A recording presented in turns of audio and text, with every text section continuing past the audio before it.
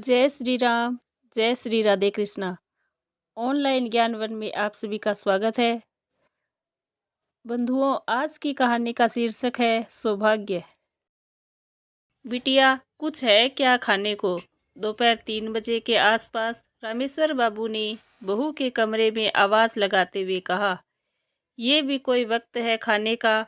और अभी 11 बजे दिया था ना दूध वाला दलिया। फिर अब 3 बजे है तो रोटी सब्जी बनाई थी, खत्म हो गई है। और आपको कोई काम तो है नहीं सिवाय खाना खाने के। रसोई है या कोई फैक्ट्री जो आपके लिए 24 घंटे चलती रहेगी? जाइए, शाम को देखेंगे, अभी मेरा फेवरेट सीरियल आ रहा है। कहते हुए बहू ने नजरें फिर से टीवी पर टिका दी। रामेश्वर बाबू चुपचाप वहां से अपने कमरे की ओर बढ़ गए। ये सब कुछ वहां झाड़ू पोछा बर्तन का काम करने वाली सुधा देख रही थी। वह मन ही मन सोचने लगी कि कहने को तो इतना बड़ा बंगला है, बड़ी बड़ी गाड़ियां हैं, पैसा है, मगर इतनी बड़े बंगले पैसे होने के बावजूद दिल बहुत छोटा है इनका, जो अपने घर के पिता तुल्य ससुर जी की सेवा नहीं कर सकते। कम से कम उन्हें भूखे पेट तो मत रखो।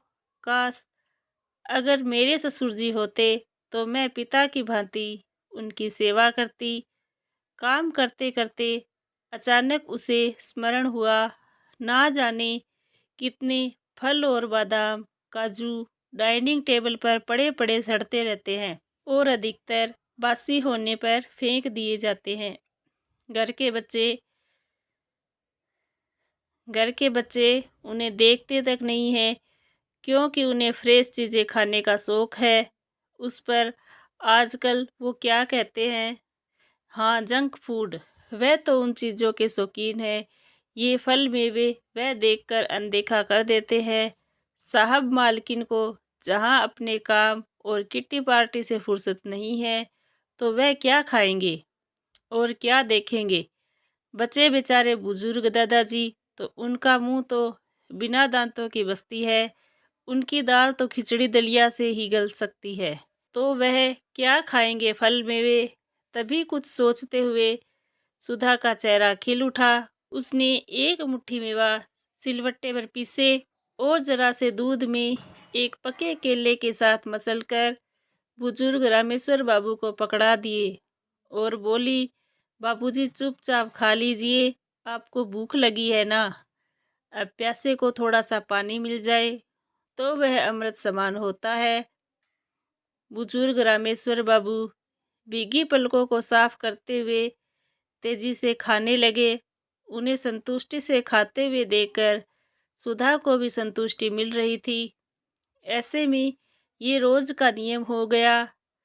सुधा रोज ऐसे गरिष्ठ व्यंजन दोपहर में टीवी से चिपकी बहू की नज़र बचाकर बुजुर्ग रामेश्वर बाबू को दे देती। कभी आते जाते बच्चे देख लेते तो सोचते, दादाजी की आंखें कितनी कमज़ोर हो गई है, जो मम्मी की जगह काम वाली से ना जाने क्या क्या मांग कर खाते रहते हैं। वहीं दूसरी ओर बहू सोचकर खुश होती कि मेरी डांट डपट से बूढ़े पिताजी काबू में रहते हैं, तो वहीं घर का बेटा पिताजी की सुधरती सेहत देखकर सोचता कि उसकी पत्नी अपने ससुर जी का भरपूर ख्याल रखती है। और घर की काम वाली सुधा सोचती है, उसकी तो नौकरी भी यही है और जिंदगी भी यही है। झाड़ू बर्तन करते करते जाने कब सांसें छोड़ जाए।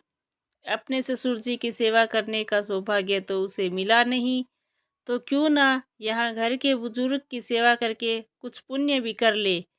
वही बुजुर्ग रामेश्वर बाबू सोचते कि अब सोचना समझना क्या है, दिन ही तो काटने ही हैं, भूखे रहकर मरने से अच्छा है।